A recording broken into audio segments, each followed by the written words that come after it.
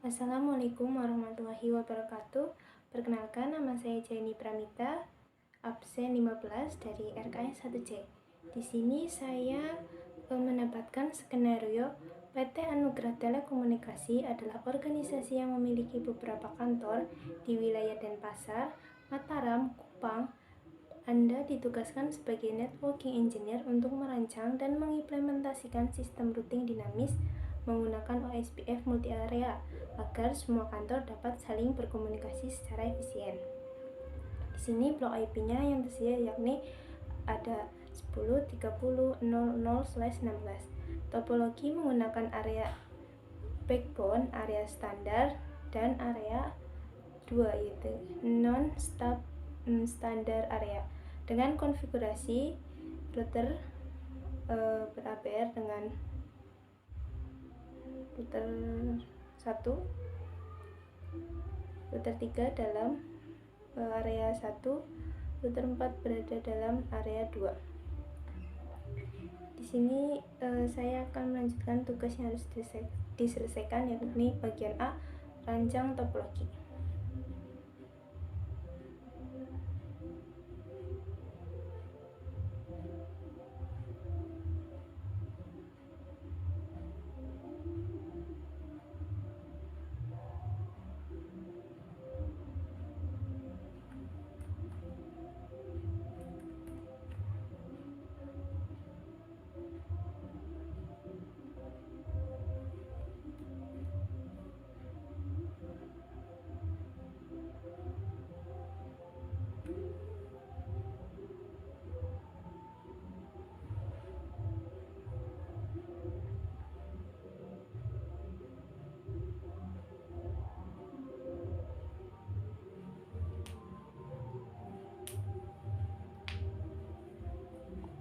Nah, di sini saya akan memulai untuk merancang topologi untuk skenario yang saya dapatkan.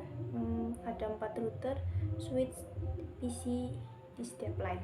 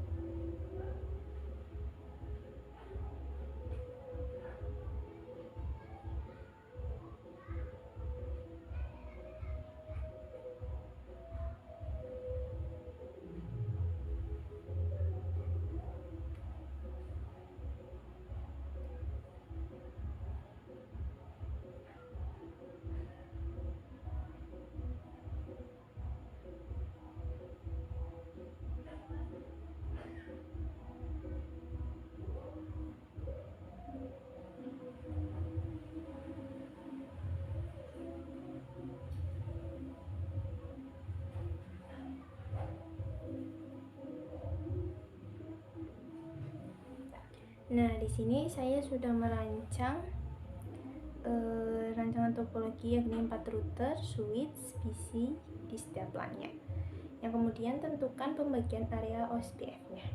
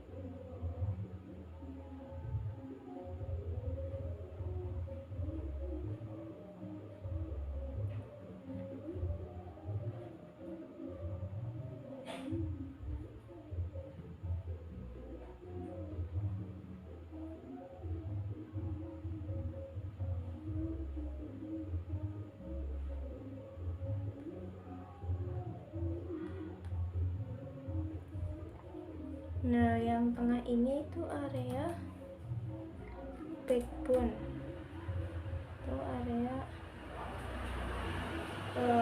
penghubung untuk router lain atau jembatan. Dan di sebelah kanan itu ada area NSSA, yakni area yang tidak boleh IP di luar jaringan lokal itu masuk, bisa kena blokir. Yang di sebelah kiri ada area 1, ini area standar.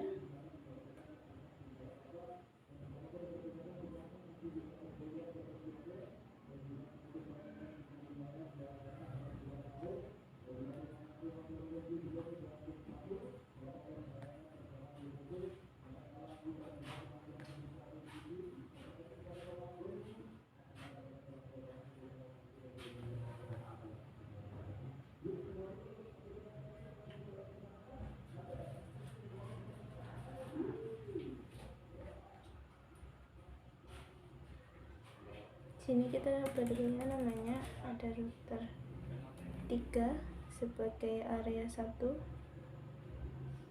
lalu ada router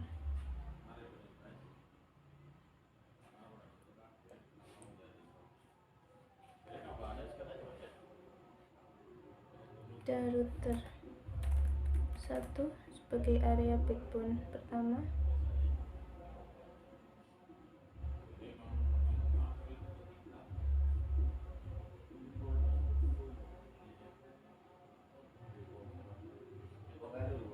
Dan router 2 sebagai area backbone 2. Yang terakhir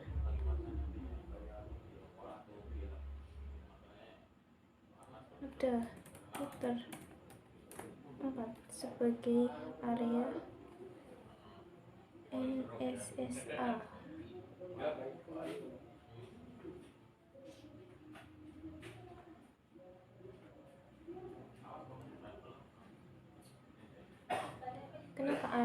Kenapa area-area tersebut diberikan kepada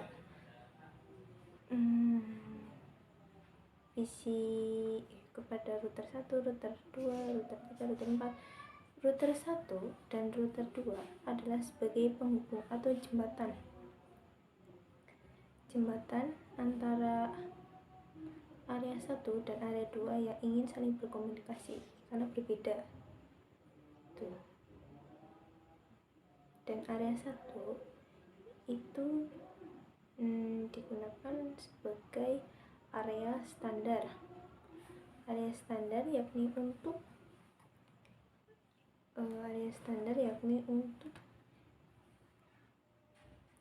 digunakan untuk segmentasi berdasarkan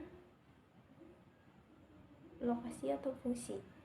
Dan area 2 itu sama halnya area 1, cuman dia memiliki keamanan dan keketatan yang sangat ketat, yakni memblokir IP eksternal yang dirasa mencurigakan.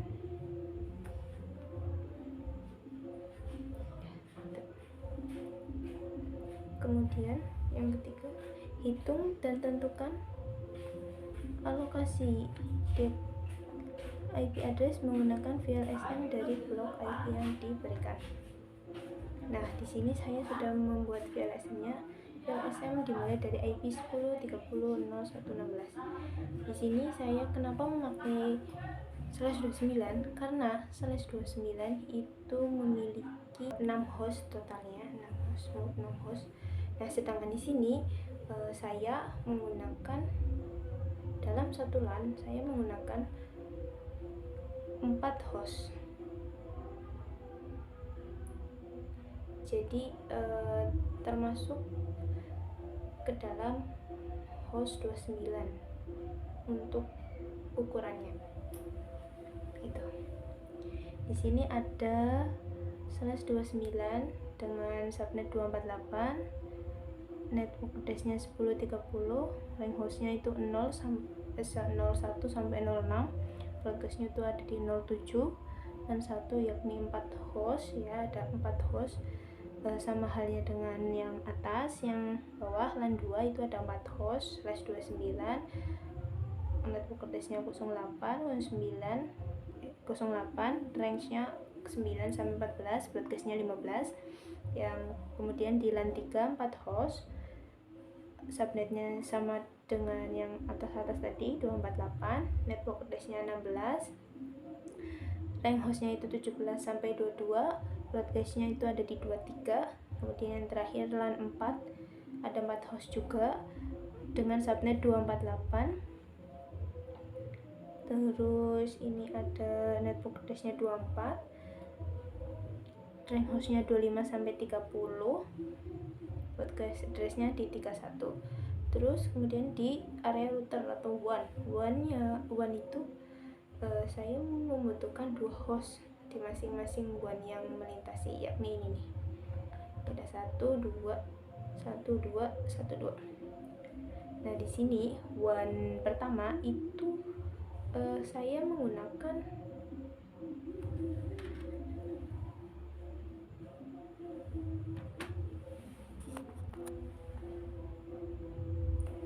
host WAN pertama saya menggunakan /30 karena /30 itu ukuran hostnya itu ada 2 host.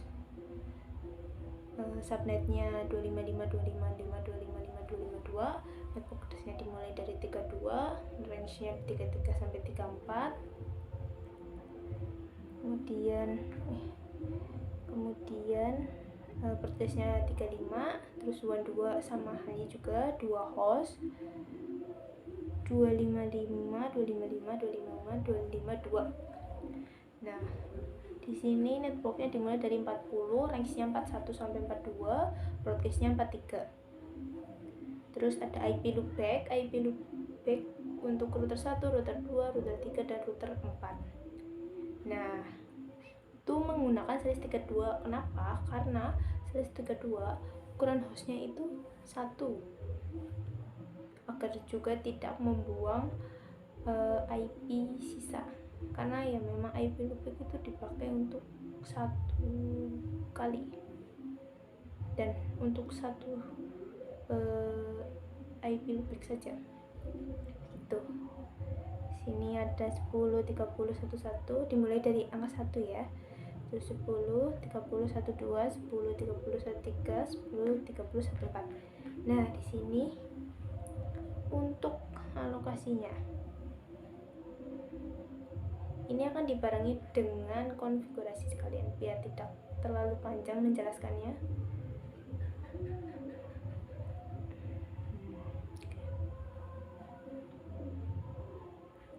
Ini nomor 4, gambarkan diagram area boundaries, router dan interface yang menjadi garis batas area. Nah, ini kan sudah ada area 0, area 1, dan area 2. Gitu. Selanjutnya implementasi OSPF-nya itu sendiri. Implementasinya.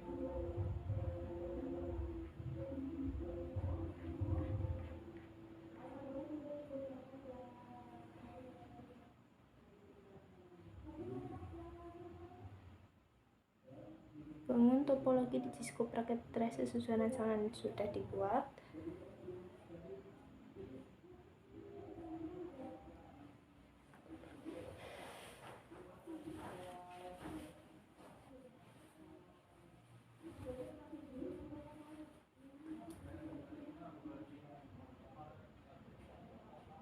Oke. Di sini kita mulai dari router pertama.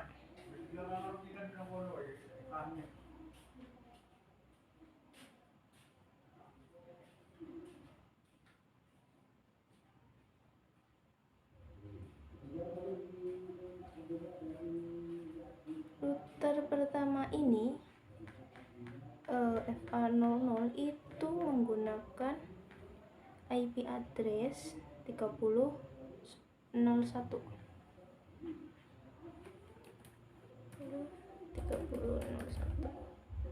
Jangan lupa subnetnya ya tadi, karena sudah dihitung 248.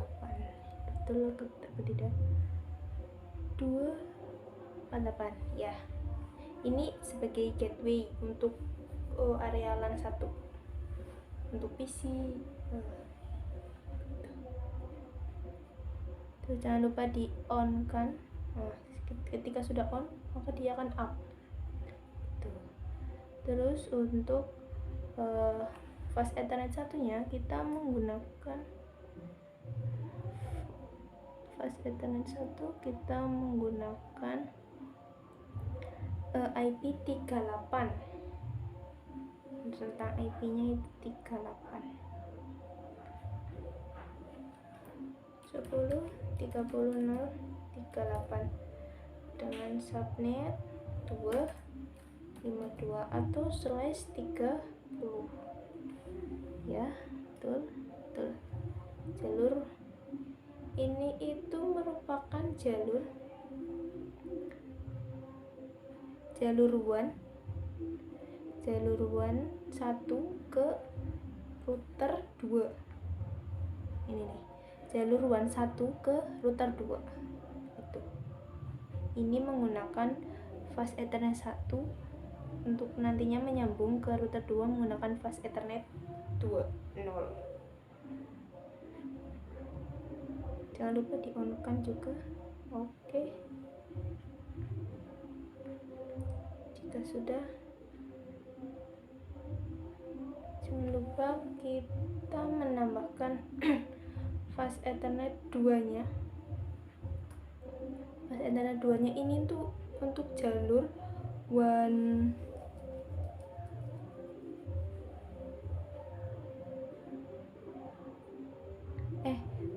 ini sepertinya ada salah pengetikan. Untuk fast Ethernet 1 itu jalur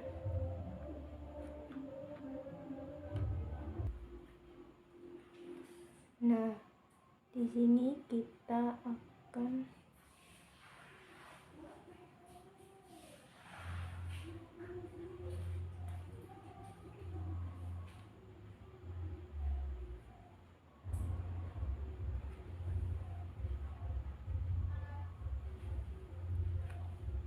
kemudian kita akan melakukan OSPF. Nah, di sini kita akan memulai OSPF yang sudah di telnet melalui laptop. Yang pertama kita memberikan username terlebih dahulu. Username sudah, lalu kita melakukan memberikan IP request to printer interface, loop back node dengan IP address 10.30.1.255.255.255. Setelah itu exit, kita melakukan OSPF router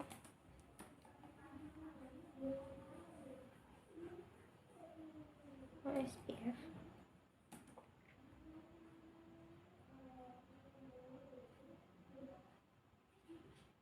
OSPF 1 dengan router ID-nya 10.30.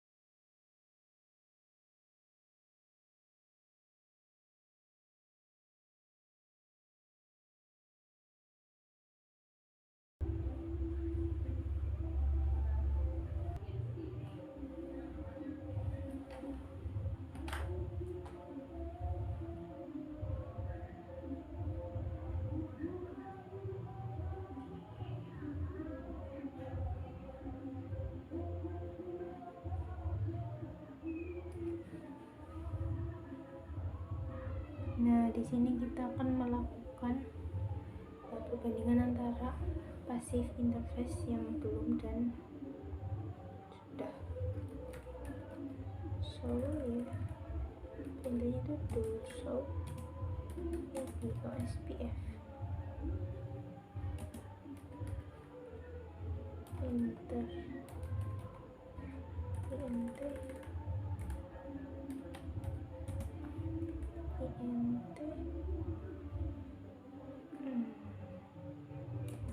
FA selesai. Nah, di sini itu masih berpesankan hello Dwi, yang artinya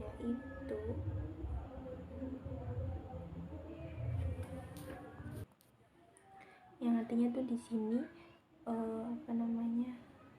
passive interface untuk mengamankan itu belum aktif tuh, maka keamanannya itu masih sangat rentan. Nah, sekarang kita coba untuk mengamankannya lewat passive interface.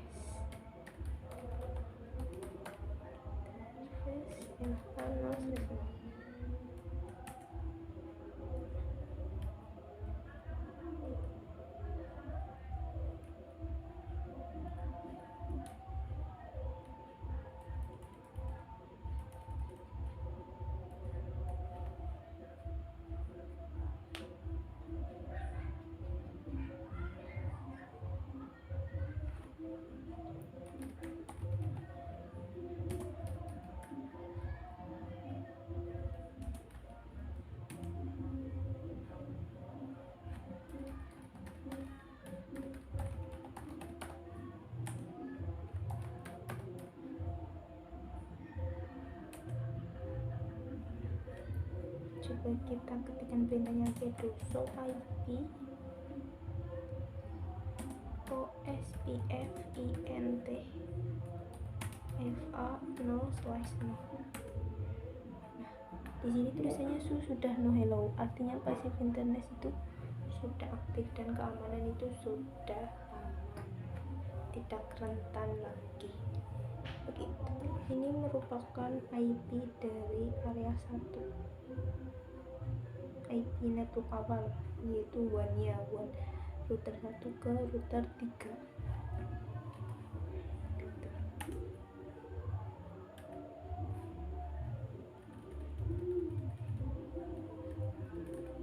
Kemudian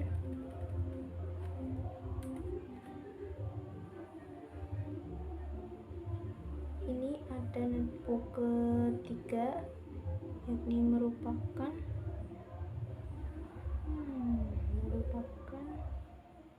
ya IP FA milik FA10 milik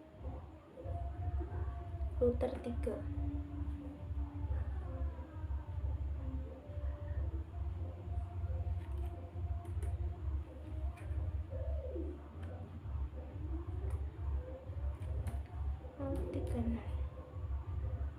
Area 1.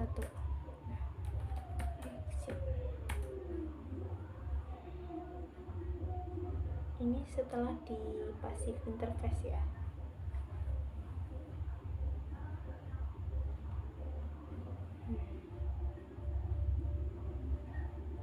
Oke, router 1 telah selesai dikonfigurasi. Kita akan melihat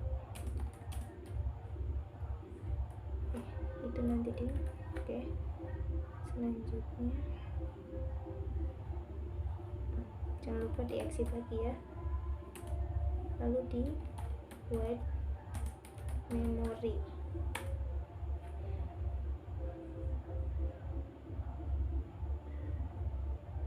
Ya. Nah, jalur untuk ke WAN satunya belum terbuka atau belum koneksi.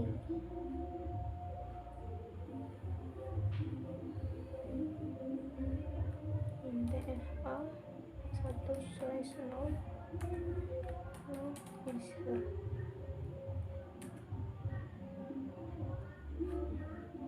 Nah, ini menggunakan IP address 10.30.0.38.255.255.255.252.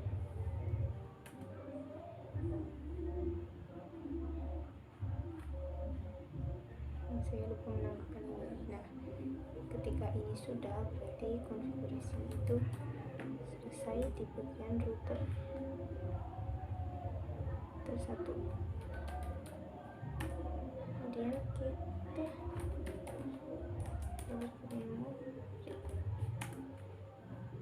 Kemudian kita coba untuk mengkonfigurasi di router 2.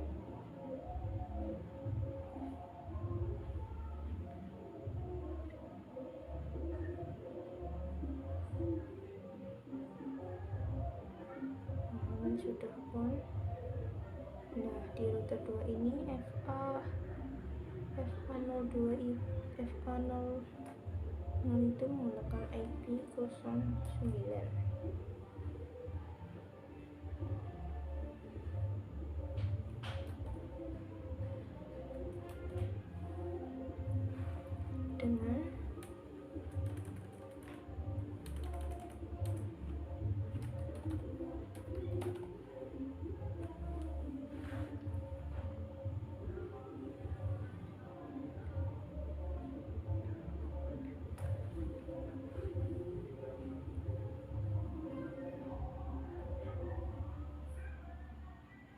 Dengan subnet masknya itu 248.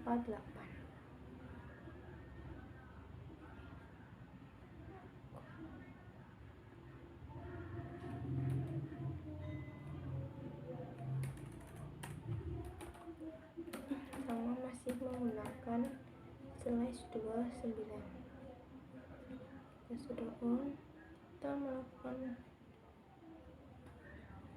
tambah IP di bagian Ethernet 1/0. Nah, 1/0 di sini menggunakan IP 34.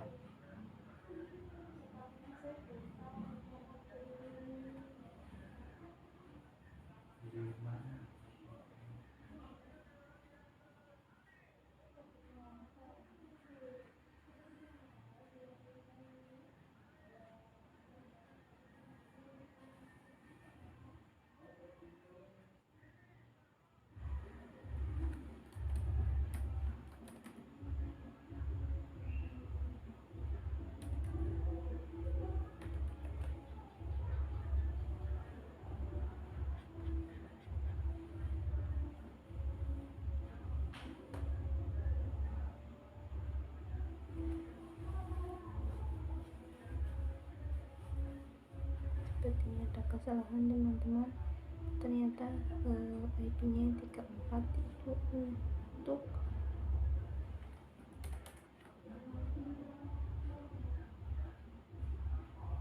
itu untuk 11 di FA02. Nah,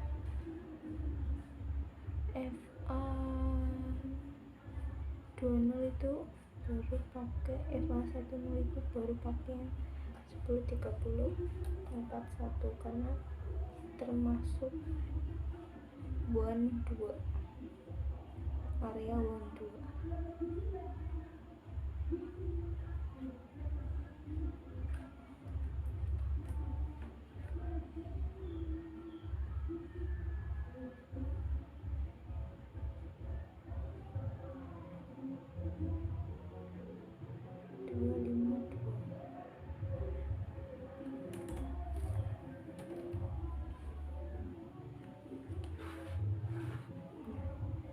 Ini baru pakai yang 34 karena searea dengan WAN 1, yakni router 1. Ini kan 34. Di sini tuh 252. Di sini juga jangan lupa di on kan.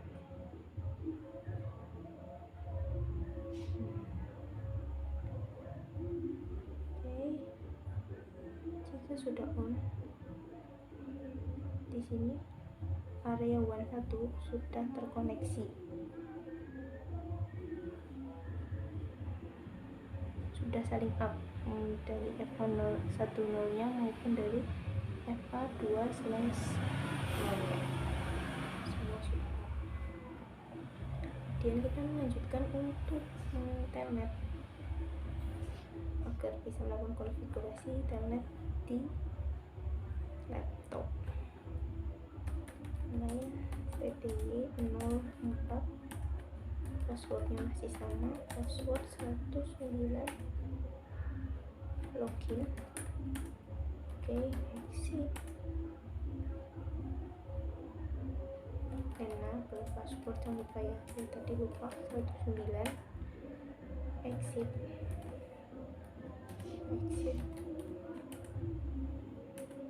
Sini jangan lupa buat memori. Nah,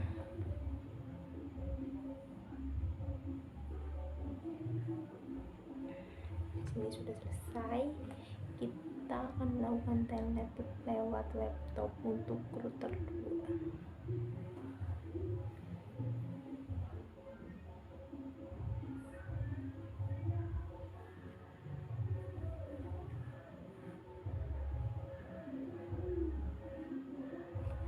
Di sini kita memberikan IP terlebih dahulu.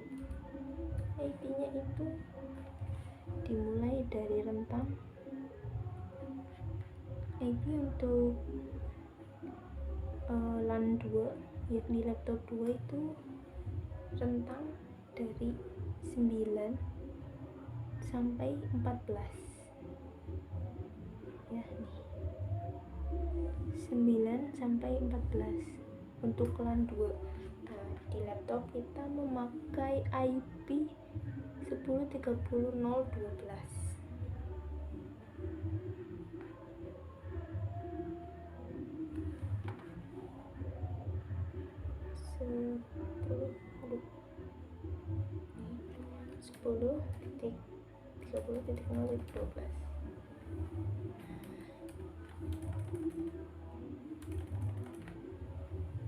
Di sini tuh kita menggunakan gateway 9 dan subnetnya itu /255.255.255.248. Jangan lupa untuk gateway-nya agar bisa jalan. Oke, sini sudah selesai. Mari kita telnet 10.30.0.9. Nah, jika jadi maka open terus password.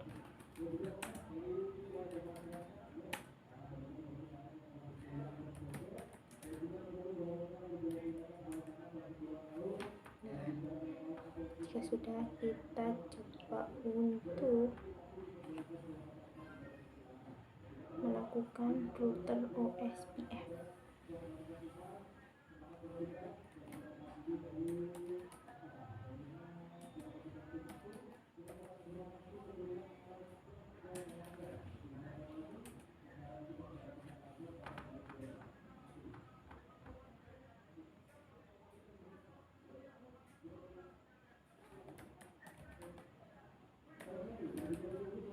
Router ID-nya itu kita pakai 10.30.0.1.2.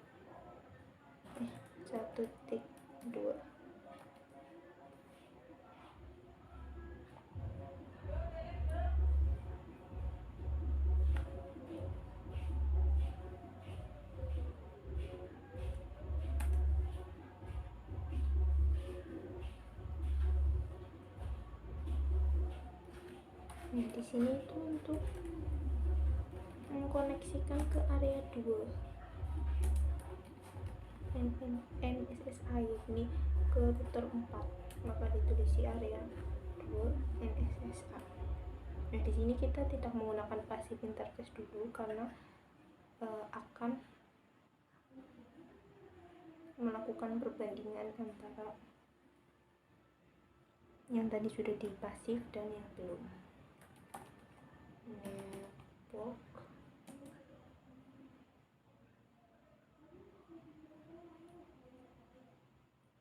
sepuluh titik 30.0 titik 1 titik 10 titik 32. Wildcardnya itu enggak, kita melakukan memasukkan network yang router ID dulu dengan wildcard itu 0000 area 0. Kemudian network yang kedua itu wildcardnya, kemudian network yang kedua itu kita menggunakan network address dari WAN 1 yakni 32 dengan wildcardnya itu 3. Nah, kemudian ini network yang keempat untuk menyambungkan ke area 2, karena router 2 itu akan menyambung ke router 4. Nah, networknya tadi ya 9, terus wildcardnya itu 7,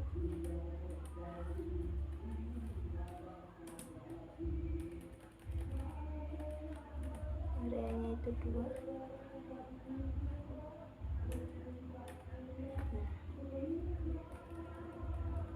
Yang atas itu di gateway ya, yang bawah ini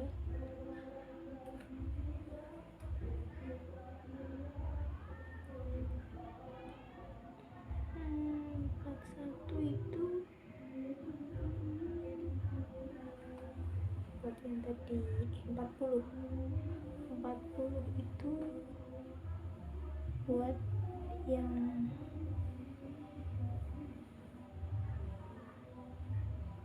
network address dari WAN 3.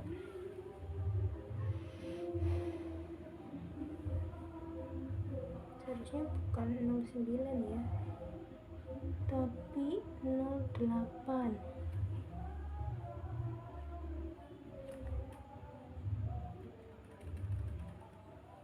Kita coba enokkan dulu.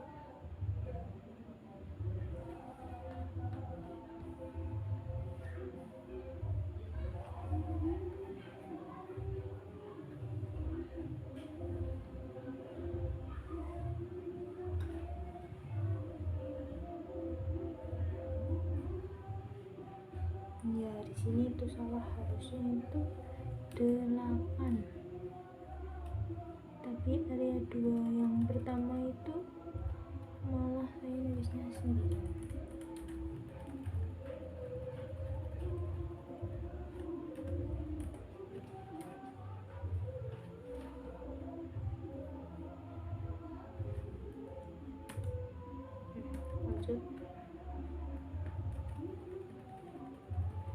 ke area 2 lagi.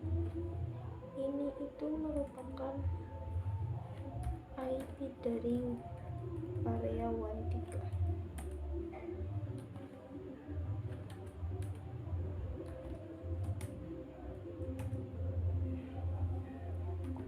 Jika sudah, kita coba exit ya. Terus kita coba bandingkan untuk perintah ini, perintah demonstrasikan efek passive interface.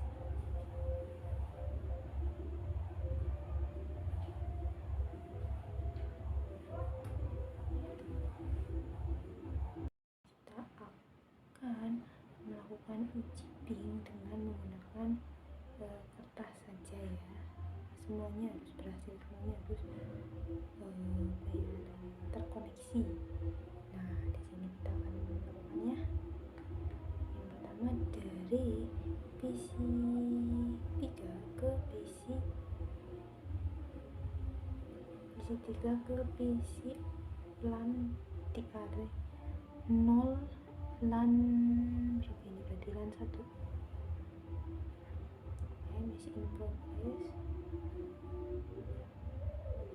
ya, successful. Terus PC 3 ke PC LAN 2 in progress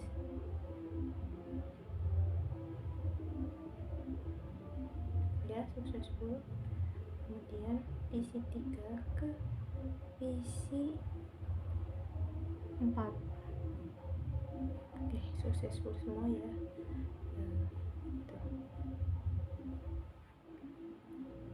Successful semua. Terus di sini saya diminta untuk menjawab pertanyaan, jelaskan konsep ABR, apa artinya, bagaimana cara mengidentifikasinya, dan apa perannya dalam SPF multi area.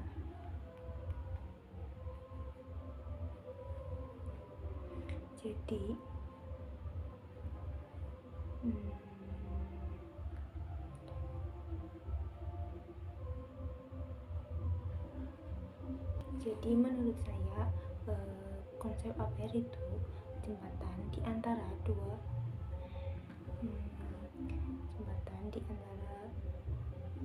lebih area OSPF, di mana minimal salah satu interface-nya wajib berada di area 0 atau backbone, dan fungsinya dan cara mengidentifikasinya biasanya berada di area yang berbeda. Satu port di area 0, port lain di area 1 gitu. Terus perannya untuk mengatur lalu lintas data antar area, merangkum informasi routing dari satu area. Yang kedua, perbedaan dari standar area, stub area, dan NSA. Standar area digunakan untuk menerima dan menyebarluaskan jenis router OSPF tanpa filter. Nah, stub area ini sendiri digunakan pada area ujung atau cabang yang memiliki router berspesifikasi rendah. Area ini memblokir semua router eksternal dan menggantinya dengan router default. Digunakan pada area ujung yang mirip. Kalau NSA itu digunakan pada ujung area yang mirip. NSA sendiri yaitu untuk memblokir router eksternal dari pusat, tetapi mengizinkan router eksternal lapangannya sendiri masuk.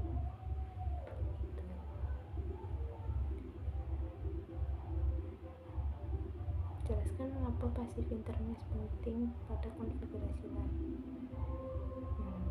Sangat penting karena untuk fitur keamanan, mencegah perangkat asing mengirimkan paket OSPF manipulasi, dan efisiensi, dan terlebih lagi dapat menghemat bandwidth jalur LAN.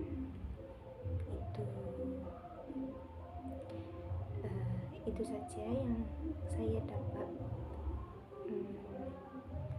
lakukan pada UAS konfigurasi OSPF multi area ini. Semoga dapat membantu teman-teman sekalian yang sedang kesusahan dalam melakukan konfigurasi OSPF multi area. Terima kasih atas perhatiannya. Saya tutup. Wassalamualaikum warahmatullahi wabarakatuh.